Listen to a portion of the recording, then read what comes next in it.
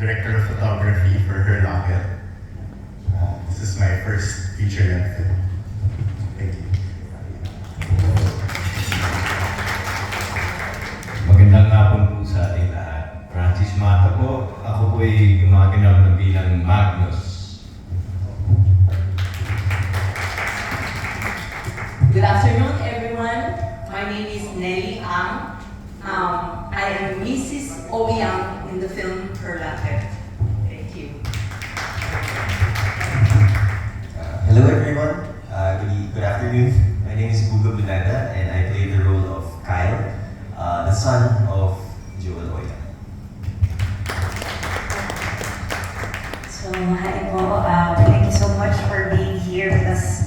And my name is Alora Españo. I'm playing the role of Teresa. I'm the caretaker of Joel Ouyang. So, hello everyone. Good afternoon. I'm Isabel Sofina and I play the young Jewel. Actually, ako po ang image ng tagapagtanggol ng Filipino-Chinese women. So, ayun po. Hello everyone, I'm Natalie Zoe Villamanga and I'm the youngest Jewel. Hi, magandang hapon sa lahat. Ako po si Kester Sancua. I play the part of the executor of the Ouyang family.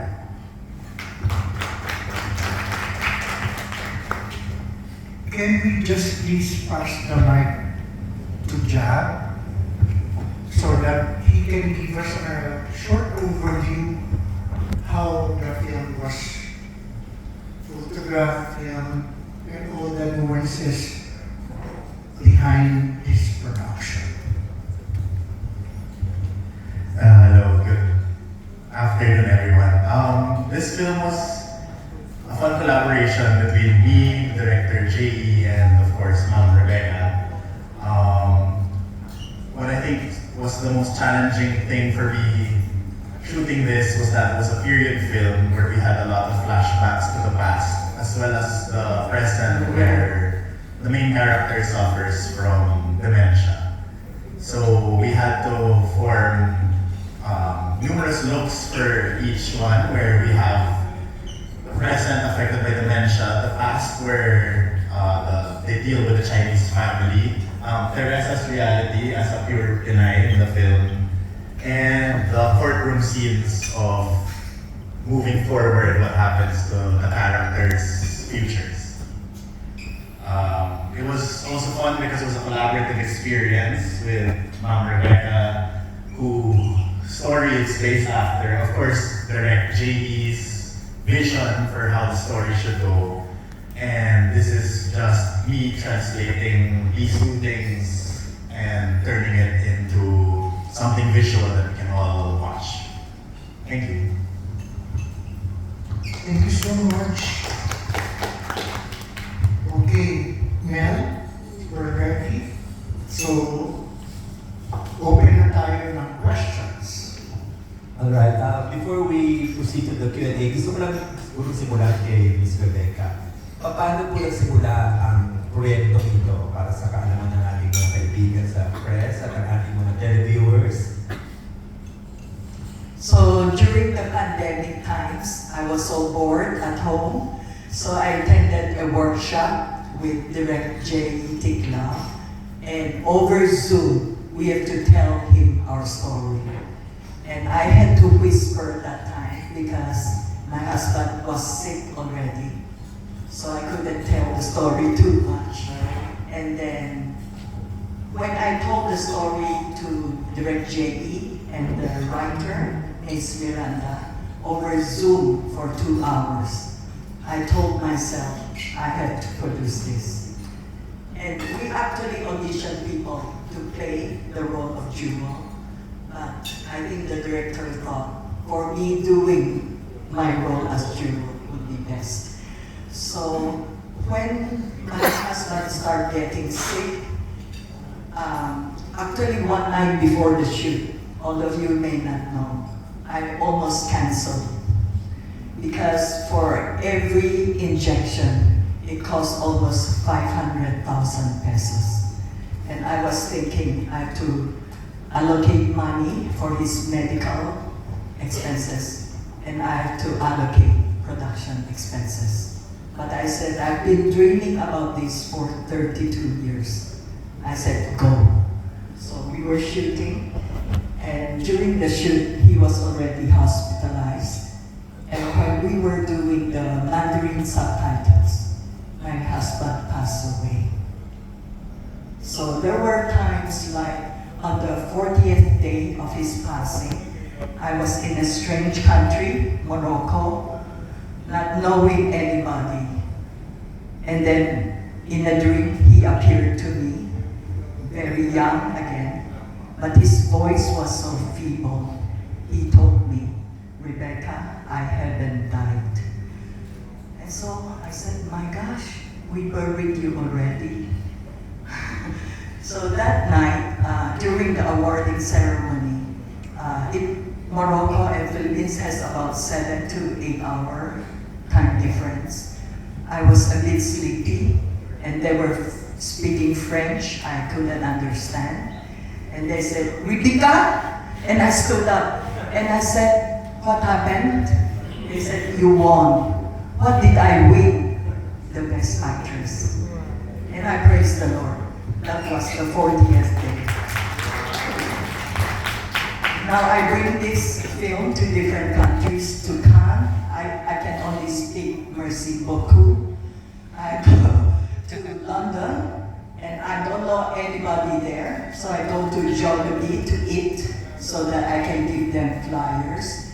I go to Morocco, and a lot of Muslim young girls, 13, 14 years old, would help me because they cannot speak my language, neither can I speak their language. So they put me on Wagner, and they said, thank you for being the voice. I go to Bangladesh. They asked me to talk about women empowerment. Do I regret? No. I'm so glad you're here to share this moment with me. In a few days, we'll be in Gateway, Sinag Maynila. I thank you for being part of my dream. Yeah, thank you, Ms. Becca. Napaka-inspiring ng kwento niya, Coach, no? At least may background ng ating mga kapatid sa media. For our Q&A, our first set of questions will come from Nestor Cordero of Manila Bulletin.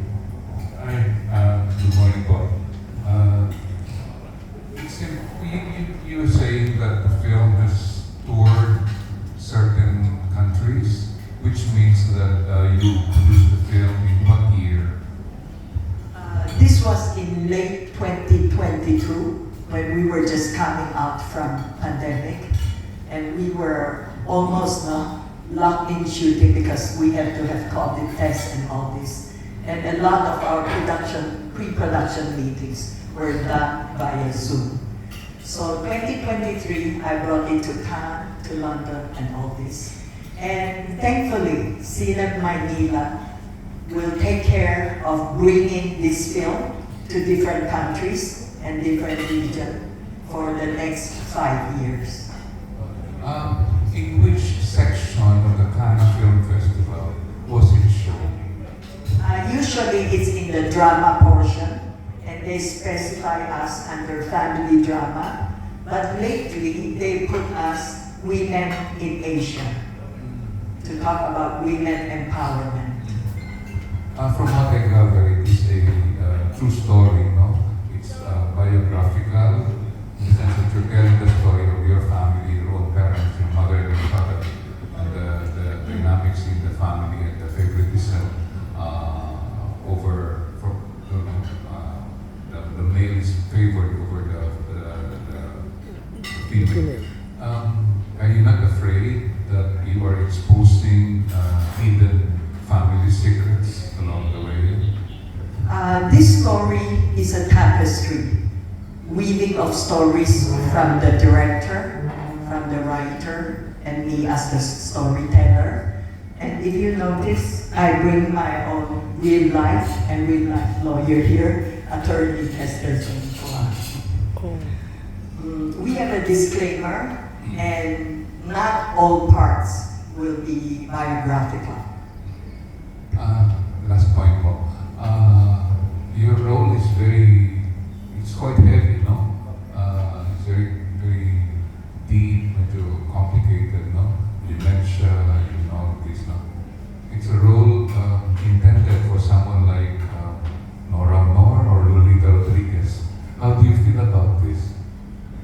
I was scared because number one, I don't have dementia yet. So I researched and interviewed a lot of dementia patients. Basically, they're my aunties and my older sister. I talked with them, they didn't know I was researching them. So another thing is I had acting coaches. So North and Mayan, they were provided by the director to coach me on the set, including the Tagalog diction. This is the story. I mean, the story has no reference whatsoever to the French classic, The Necklace by Guy de Maupassant. No. This necklace, the locket, is just to trigger the memory of Jewel. Thank you. Thank you, Kuya Nestor. Gusto ko na tanungin lahat ng cast. Pag napanood ba nila yung pelikula, ano ang matututunan ng audience? O ano ang take-away ng mga manonood based sa roles na ginampanan ninyo or sa nabasa nyo sa script? Yeah, let's start with Sophie. Actually, for me, one thing na makukuha nila siguro is, if may gusto kang gawin in life, gawin mo na. Like, huwag ka na magpatumpik-tumpik or second thoughts. May it be you're young, you're old, or anong age mo, just do what you want or kung anong gusto mong gawin in life. Kasi you only live once, so grab everything you can. Yun lang. Yeah, thank you. So, For me, if they watch the movie, I think they will take away how many of the Chinese family standards are, and that you should really do what you want instead of letting it just be your dream, and actually pursue it so you could live your dream. Thank you. So for me, I am an actual succession estate lawyer. So what I like about the film is that it will show the audience ano po yung sumisira sa pamilya, no? And oftentimes people think it's money, pero hindi po pera. Instead, it's greed, no? Selfishness. So hopefully the film brings that to light to the Filipino families. and Laura. In connection with what Sophie and Zoe said, no? Yes, pursue what you want, but at the same time, you should do it with integrity. Kasi, nasa papanoorin niyo naman. But yeah, kailangan, as much as possible, follow your dreams but with integrity, and at the same time, make sure iwasan natin makatapak ng tao. So, ayun. Yeah, si Boo na dalawang entry sa Sinag Maynila, isang full length at isang short film. Aside from what was already said, I think one major thing for me that audiences will be able to relate to is the dynamic of a family. In particular, this family is a broken family, and a lot of things happen between them, and I think by the end, mapaisip kayo ano ba yung cost of chasing after justice, and how that affects an entire family.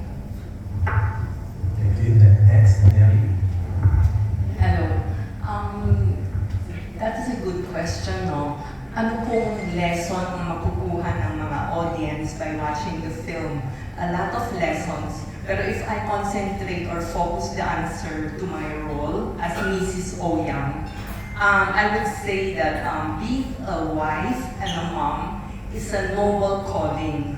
As a wife and mom, you are a homemaker. And Mrs. Ouyang in the film failed terribly as a homemaker. Why? Number one, she did not use wisdom in choosing kung anong tradition or custom ang i-apply niya sa family. Like for example, why is she favoring the son over the daughter? In a lot of scenes, you will really see that hindi niya hinahide ang favoritism niya, which can affect a child like si Jewel, will affect her in her mental development, etc. And then number two, hindi rin niya ginamit yung wisdom niya by holding back the temptation to shout, to correct, to scold.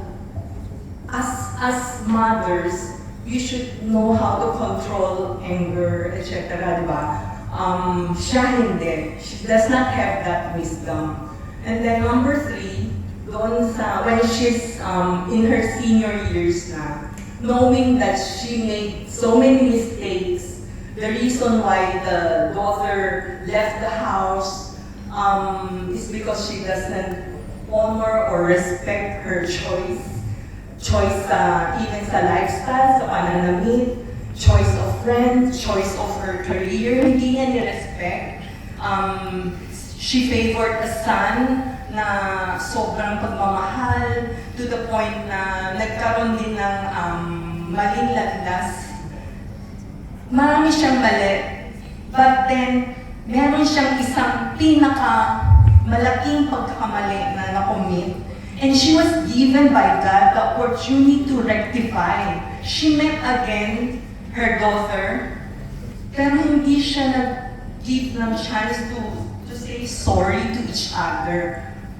So, that's, in the end, wala.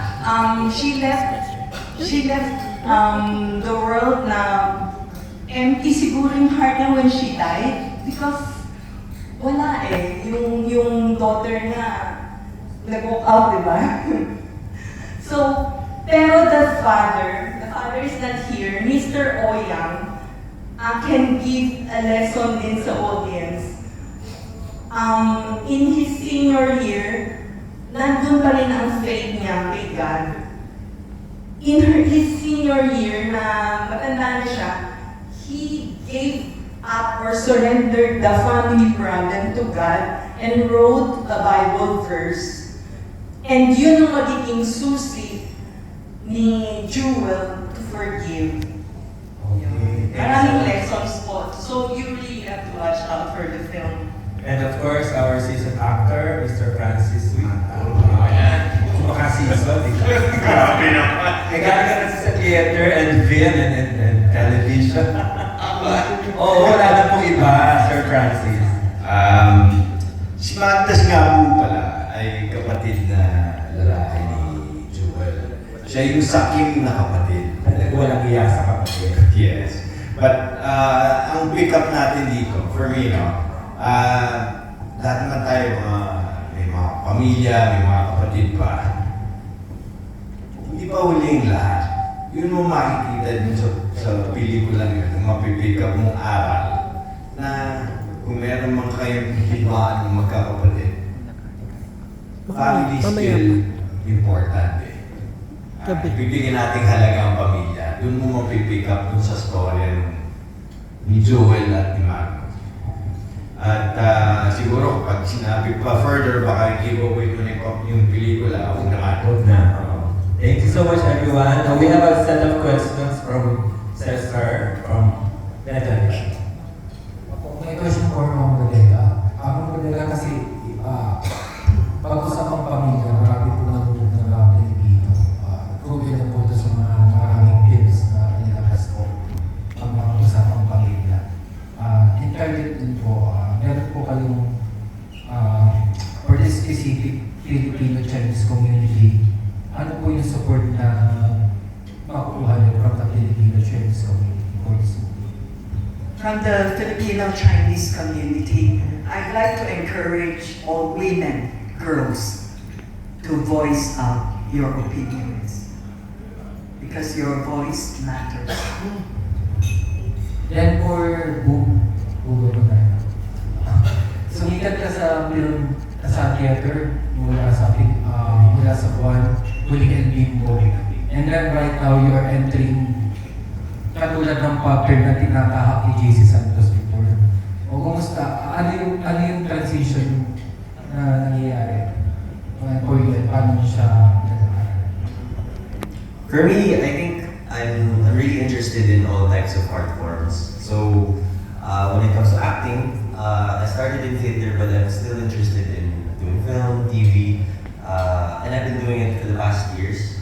But I also dabbled in art and songs, music, and all of these things. I treat art as a ways of para mapalawak ko pa yung sarili ko. Saan ka nasagot? Thank you. Ako na ba? To Miss Rebecca, earlier you mentioned something about going through diaries during the pandemic. Can you elaborate on that, please? So we had this inheritance issue cases, and I don't have enough evidences. So during the pandemic years, I visited my parents, both deceased already, and they were journalists in the Filipino-Chinese community. So every day they will write their diaries. And during the pandemic times, I was so bored, so I finished 32 diaries in Mandarin. Wow. Medyo naduling na yung mata ko, but I had to keep on reading. And I found so much hidden truths in the diaries. Of course, since diaries, and they wrote about themselves, their lives, about the family. It's about the inheritance issues. Oh, and that is in the story, the movie. Yes. Oh, so did you get the approval of everyone in the family before you had the script fleshed out? No. Because they are not interested to read the diaries anyway. I see, and I guess that's where our lawyer comes in. Baka may... Is that right, sir? Any reaction? Again, this film is it's really a tapestry. That's the best way to describe it. It's not a biography. It's not a biography. It's not fully 100% based on Rebecca's experience. It was just inspired. Okay, so we'll leave it at that. Actually, I didn't know Attorney Kester from Guaden. He came to the audition. Can you tell us something about your audition process? Yeah, so hindi ko naman puto, no? Kalala naman, nakakaiba po tayo compared sa kanila. One day I was just, I was tired from work. I was at home at around 10:30. Saw a Facebook ad for a casting call, Filipino-Chinese, 30 to 40 years old. Wala namang sinabing kailangan guwapo. So sabi ko, baka pwedeng i-try. So let's try. So I went to the audition. Pagdating ko sa audition, sabi ko, out of place tayo. Pero natawag na agad yung for the role. So we did it, and that was it, no? Buti na lang, hindi requirement na maging guwapo. Salamat sa Diyos. Thanks. Curious din ako kay Jad, kasi nabanggit mo kanina na parang first movie mo ba ito? How did you get the job? Did you know each other before? As DOP, yeah. As DOP, I was actually close to the director. And we always talked about working together in the future. And for this project, it was a mixture of luck and timing. Coming from his first film with Take Lamore, Big Shoes to Fill. She was busy with the project when this project came up. And she told JE, maybe it's time to work with someone who is on the way up as well, instead of working with someone that's already in the industry. So JE approached me and said, Jack, do you want to shoot your first feature length with me? And I just took the plunge despite being scared and decided, well, if not now, then when? So, thank you. First time across Kereskan also, so exciting. I like this. question kay Ma'am Rebecca ulit. How does it feel to see your life before on screen? There were times I cried because my co-actors were crying. I've seen this film maybe 100 times already because hands-on din ako sa editing, subtitle and everything. But when they're with me, they make me cry. Thanks. There's always a first time for our DOP and our attorney actor. Teka lang, we have a question from Damian of TV Patron. Hi, first of all, congratulations. Of course, to Ms. Rebecca, I'd like to ask your thoughts about being part of Sinag Maynila and walk us through the process of entering Sinag Maynila. Many years ago, I enrolled in Sinag Maynila in the directing class. And Sir Rolly Inocencio, he was here a while ago, and Ruby asked me to join the acting class. Sabi ko, graduate na ako sa acting because I finished my master's degree in theater and speech communication from UP. And I really like to work with Direct Brilliante Mendoza. So there were a few TV series for TV5 that we did together because he wants me to share this Chinese cultural sensitivity.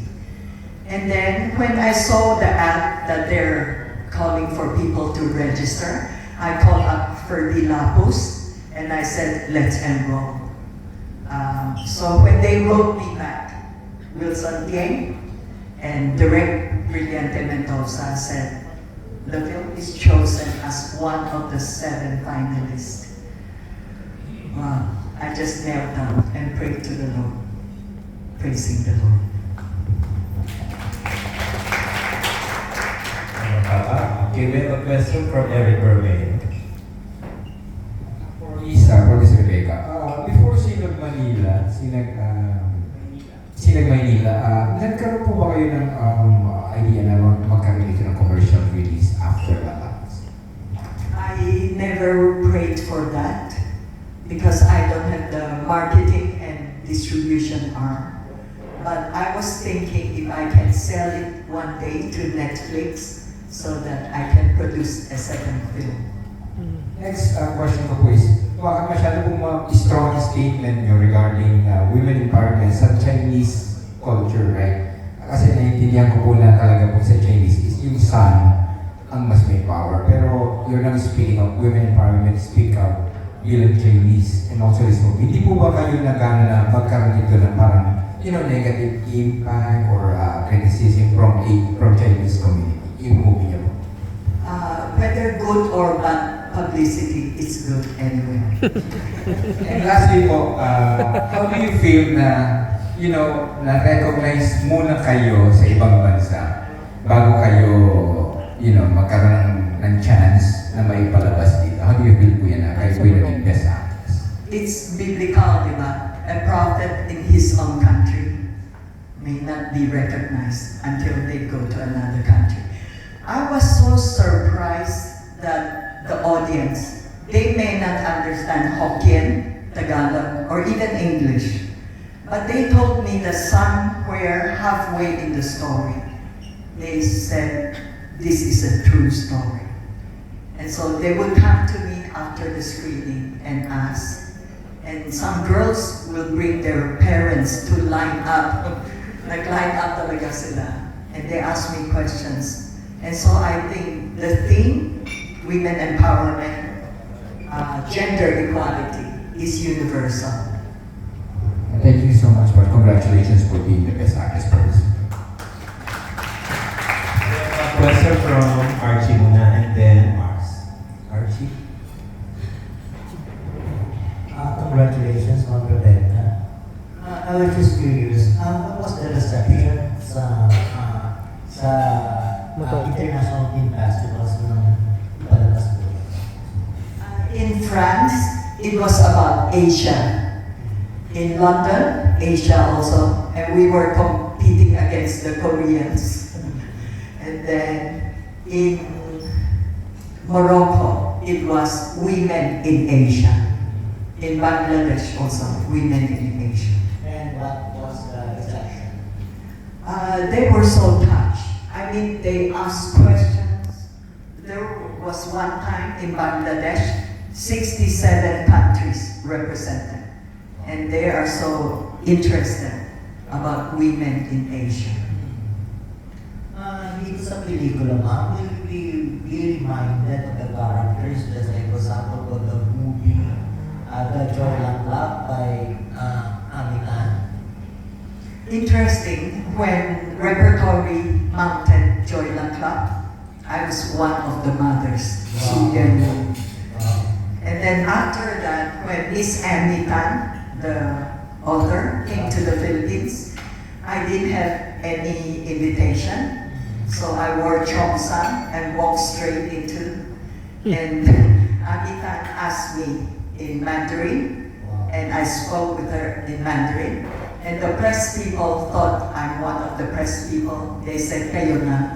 So we struck up conversations in Mandarin until today. She's my Facebook friend.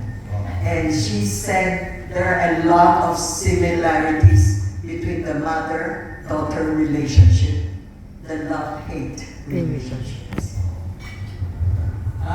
Just curious, kasi mag-relate kayo po sa kay Elora, kilala ko na sila. I mean to say, yun diba, I would like to ask your acting background. Actually, hi, rookie lang po ako. I'm new in the scene, so hello everyone.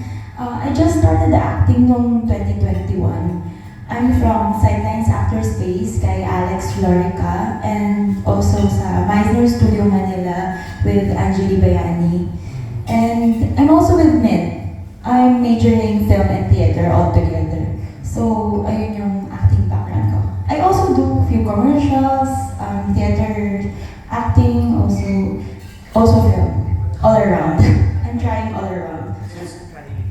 Since after the challenge, maybe it's the first movie mo.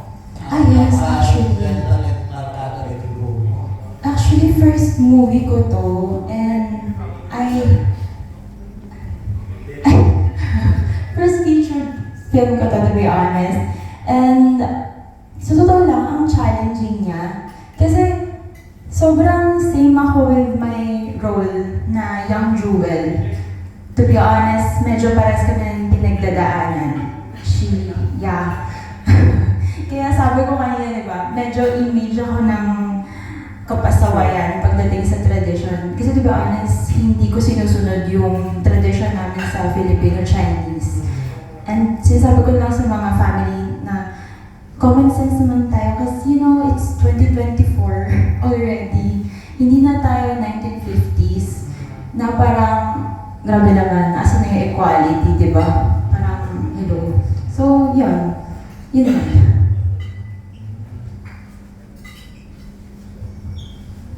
For me, I started acting when I was 5 or 6, and I've just been acting in different commercials, as extra, or sometimes supporting roles. Wala po talaga.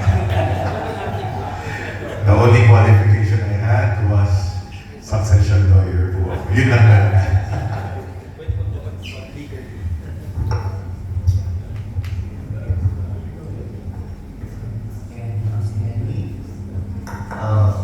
I'm a film and theater actor, acting for I don't know how many years.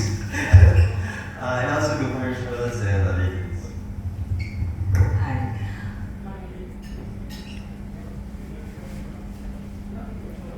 Change mic na lang.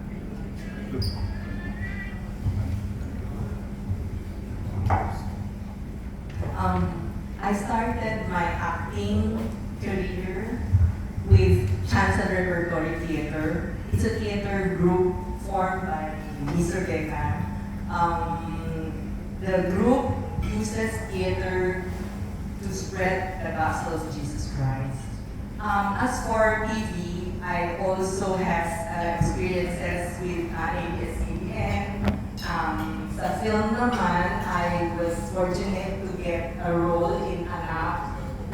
And then meron pa yung mga mano ko, di ba? Yeah, and then the biggest was this role of Mrs. Oyang